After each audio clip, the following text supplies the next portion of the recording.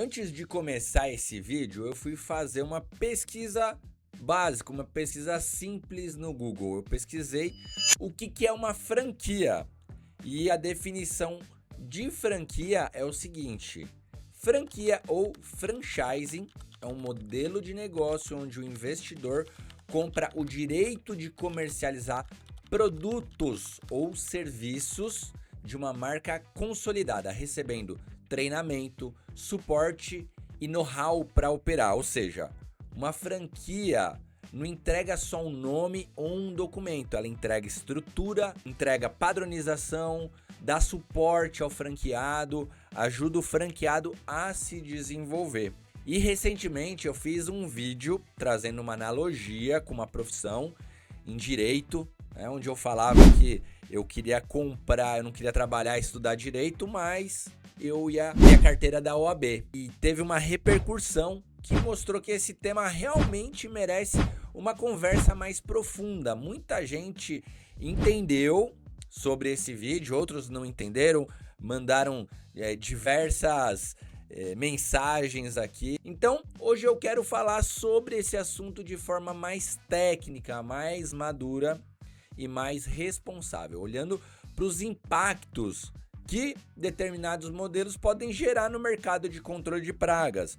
O que eu quero aqui não é atacar as pessoas, não é acusar empresas, é uma reflexão sobre algo que está acontecendo, algo que surgiu no mercado e que pode gerar impactos importantes no segmento de controle de pragas e no desenvolvimento do próprio empresário. Vamos falar de microfranquias?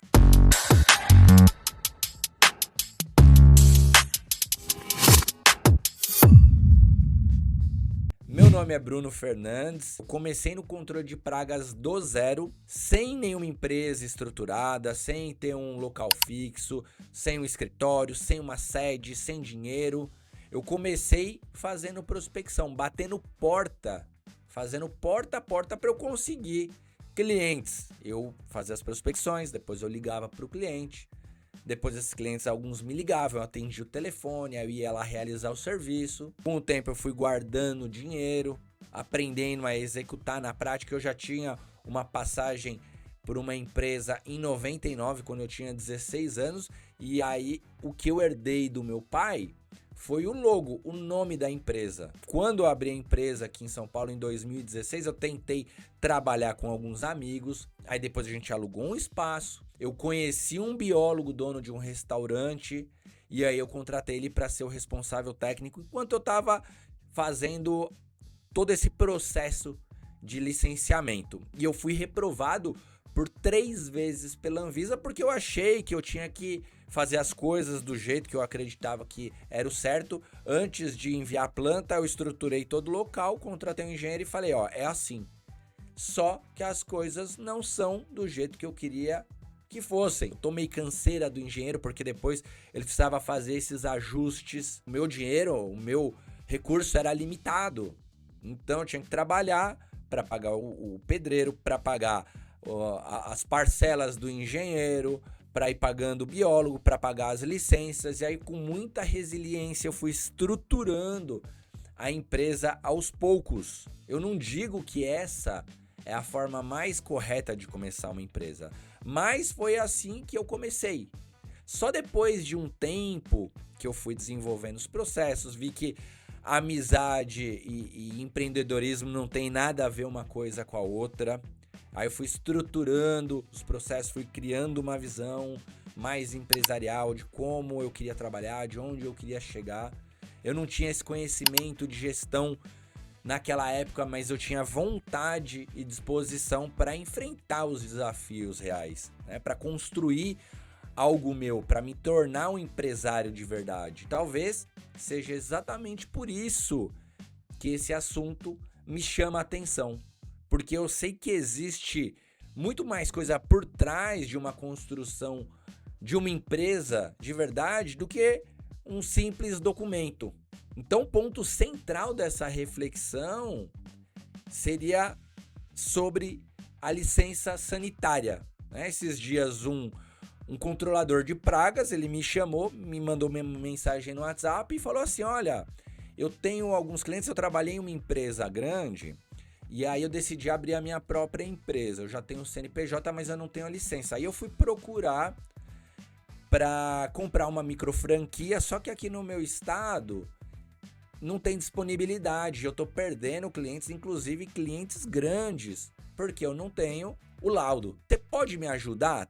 Você conhece alguém aqui no estado que não era o estado aqui de São Paulo, de um outro estado que pode atender com micro franquia? Aí eu perguntei para ele, mas se você já tem cliente, se você já até abriu o CNPJ, por que você não aluga um local e regulariza a sua empresa da entrada lá na vigilância?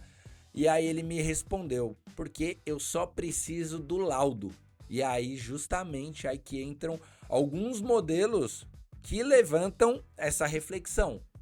Quando um profissional passa a atuar utilizando a licença ou só a estrutura documental de outra empresa, isso pode até parecer uma solução prática a curto prazo, mas a pergunta que eu faço é: isso realmente constrói uma empresa ou isso cria dependência de um documento e adia a formação, inclusive, desse profissional de ter uma estrutura própria? É uma franquia de verdade ou é uma simples sessão documental? Esse é um ponto importante, porque algumas pessoas podem chamar qualquer formato de parceria de franquia, mas franquia de verdade envolve muito mais do que uma simples autorização para usar o nome ou um contrato ali, uma marca, uma documentação. Uma franquia séria envolve controle financeiro, marketing, treinamento técnico, treinamento comercial, um suporte, uma padronização, os processos, um acompanhamento. Uma franquia, ela quer um fortalecimento da marca, alguém que representa, né, aquela transferência real do know-how. O objetivo de uma franquia é desenvolver o franqueado e ampliar a força da rede. Existem, sim, franquias boas que dão esse suporte. Inclusive, hoje no mercado não só de controle de pragas, da maioria de empresas, a franquia, ela é positiva. Agora, quando existe na prática, é basicamente um documento permitindo a operação, sem toda essa base de gestão, sem suporte, sem desenvolvimento, a reflexão ela precisa ser feita com honestidade. Qual que é o impacto sobre o mercado? Qual que é o impacto sobre os concorrentes?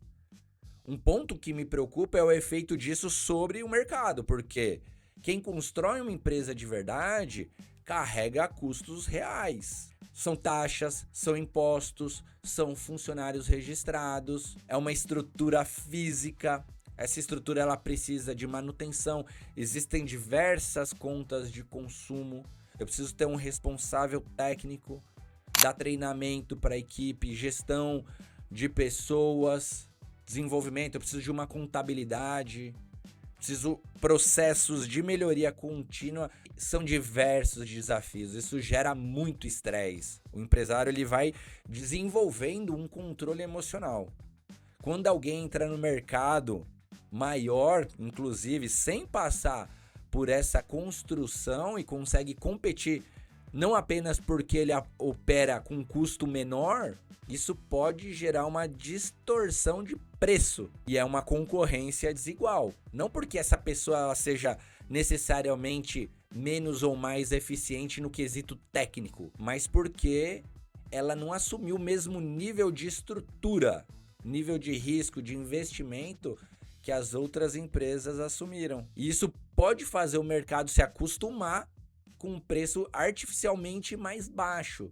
Isso desvaloriza o serviço e vem confundindo o cliente sobre o que realmente existe por trás de um atendimento profissional. E na verdade os clientes eles nem sabem ou querem saber o que de fato a empresa está desenvolvendo ou não. Ela fala, olha, as duas empresas estão concorrendo como iguais.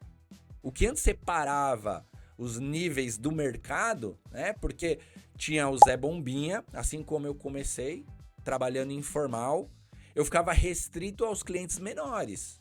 Eu atendia os clientes de bairro, eu ia para aqueles clientes mas informais também. Enquanto uma empresa legalizada, ela conseguia acessar as maiores contas, atender a redes, a indústria, a condomínios, a restaurantes em áreas mais nobres, operações que eu fui entendendo que exigiam um maior nível de organização, não só de estrutura, mas de documento também. E quando essa barreira documental passa a ser facilmente quebrada, facilmente acessada, sem uma estrutura empresarial vindo junto, o mercado ele vai mudando a dinâmica. Orçamentos com grande diferença, grande divergência de preço. Opa, se uma empresa tem um valor e a outra tem um preço e é muito diferente, elas estão concorrendo de igual para igual, a questão aqui não é impedir ninguém de crescer, muito pelo contrário, todo mundo deve crescer, todo mundo pode crescer. Eu sou uma prova real disso, né? A questão é crescer baseado em estrutura própria, com uma responsabilidade, com uma evolução, com um desenvolvimento, ou crescer sustentado por dependência de documento? Essa é uma diferença muito importante. Quando alguém constrói uma empresa, ela não constrói só um CNPJ, ela constrói valores, constrói um padrão de trabalho, desenvolve uma forma de atender o cliente, uma forma de resolver o problema, ela se desenvolve na parte técnica, mas existem variáveis, existem várias formas de montar uma equipe, e esse aprendizado, ele leva anos para se desenvolver.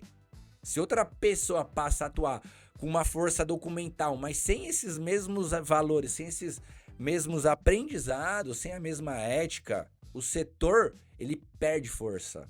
Reputação leva muito tempo para ser construída, uma reputação do segmento, e pode ser prejudicada muito rápido quando não se tem uma visão de valor por alguém que está entregando os mesmos serviços. Quero deixar uma coisa muito clara aqui, eu não nasci sabendo disso, muito pelo contrário. Eu ainda estou aprendendo muito todos os dias. Eu tenho muito para aprender ainda, inclusive por isso que eu faço muito dos meus vídeos aqui no canal. Eu estudo para fazer um vídeo, eu reflito mais sobre os fatos, eu me organizo melhor naquilo que eu estou vivendo na prática, e aí eu trago mais clareza para como resolver esses desafios, e aí eu trago aqui para compartilhar e aplico na minha empresa. Eu apanho bastante no dia a dia da operação. Eu erro, eu ajusto, eu perco pessoas, eu perco orçamento, eu enfrento vários desafios, eu vou para a operação, eu fico interno, eu faço processo seletivo, contrato, treino, demito, tenho dificuldade de encontrar pessoas boas, mas as pessoas elas vão aparecendo. Eu passo por pressão, eu sou casado com a minha sócia, eu passo desafios diários de sociedade. Já pensei várias vezes em desistir, mas é justamente isso que vai criando casca. É isso que vai me desenvolvendo, é isso que vai me preparando para ser um empresário melhor. Não existe caminho fácil. A gente aprende isso passando, a gente aprende isso vivendo. A gente aprende gastando a sola do sapato, a gente aprende com horas de pilotagem. É por isso que não dá para alguém que começou agora se comparar com uma empresa que já enfrentou anos de desafio, que já passou por riscos, que já errou, que já acertou, que tem pressão, que tem responsabilidade.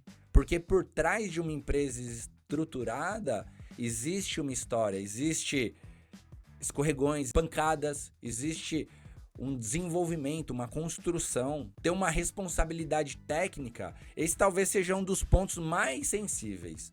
Quando eu me formei em gestão ambiental, eu me tornei o RT da empresa.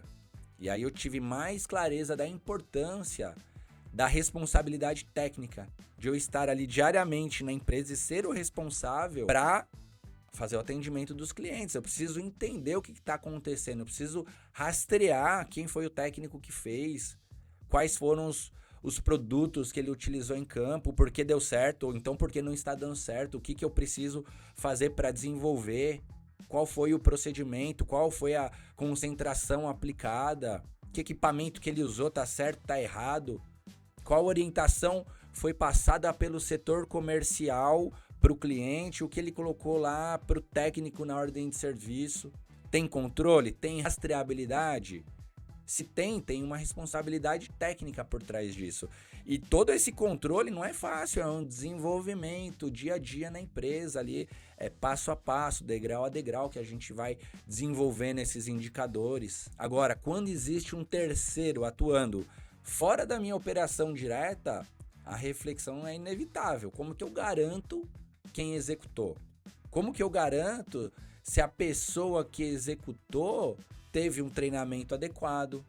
Como que eu garanto que o produto que ele citou está sendo utilizado da forma correta, se é aquele produto mesmo? Como que eu vou atestar tecnicamente se um serviço foi feito sem controlar a execução? O controle de pragas envolve produtos químicos, pesticidas, tem segurança, questão insalubre, a gente lidar com saúde pública. Então tudo isso tem uma responsabilidade técnica. Por isso que esse tema não pode ser tratado como se fosse apenas uma questão documental. E ainda mais, o crescimento empresarial, ele não se dá só em um quesito técnico. Um ponto que eu considero muito importante é que o atalho ele vai limitar o crescimento desse profissional. Porque empreender não é só aprender a aplicar o veneno, aplicar o pesticida. Empreender é lidar com medo, com pressão, é você aprender a lidar com dinheiro, fazer fluxo de caixa, lidar com clientes difíceis, com funcionários, com prejuízos, entre erros e acertos. A gente tem os desafios internos da empresa, a gente tem os desafios externos, tem muita injustiça com o empresário. O empresário ele é visto dependendo por uma forma negativa pela sociedade. Então a gente corre diversos riscos, são decisões que a gente toma no dia a dia e isso vai dando mais maturidade emocional. E é enfrentando essas etapas que alguém deixa de ser apenas um executor e começa a se tornar um empresário de verdade. Quem pula essas fases pode até operar, pode até faturar, mas não vai desenvolver uma estrutura mental, uma estrutura emocional e empresarial que só essa jornada real vai construir. O empresário, ele só vai valorizar profundamente o valor do seu serviço quando ele conhece os bastidores por inteiro, quando ele sabe que custa treinar uma equipe, que custa manter uma estrutura, que tem que pagar imposto, que tem que pagar anualmente uma série de legalizações, que precisa manter uma padronização para a empresa se manter rentável, que quando você cresce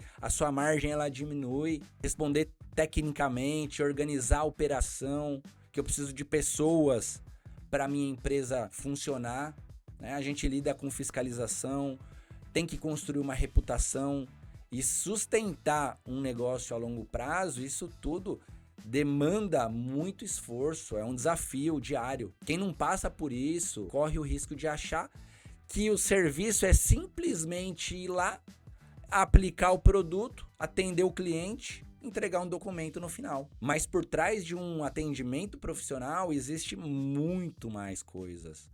Então a reflexão que eu quero deixar não é sobre atacar ninguém, é sobre maturidade de mercado, é sobre responsabilidade, é sobre pensar no que fortalece e no que enfraquece o nosso setor de verdade. Todo mundo tem o direito de crescer, mas o crescimento mais sólido é aquele que é construído com uma base própria, com processo, com estrutura, com valores, com responsabilidade, com uma responsabilidade técnica, com uma visão do negócio. O caminho mais fácil pode até parecer vantajoso no começo, mas nem sempre é a forma que a empresa vai se desenvolver, nem sempre é o que vai forjar o empresário e nem sempre é o que vai estar fortalecendo o mercado. A gente pensando só em mim, né, e não pensando no nosso setor. Se esse tema tá te gerando um desconforto, talvez seja justamente porque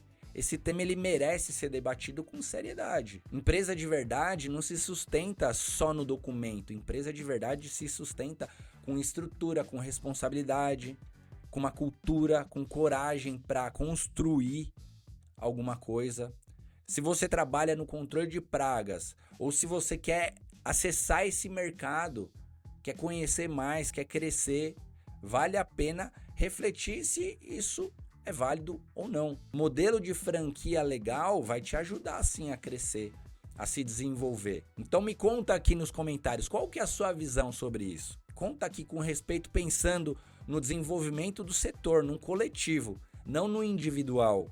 E se esse tipo de conteúdo te ajuda a amadurecer, assiste outros vídeos aqui. Eu falo sobre gestão de pessoas, processo seletivo, sobre vendas, sobre legalização. Eu mostro a minha empresa por dentro, porque aqui no canal a gente conversa sobre temas de gestão de verdade. Espero que tenha ficado claro, que tenha gostado do tema. E por hoje é isso aí. Valeu, tamo junto, até o próximo vídeo.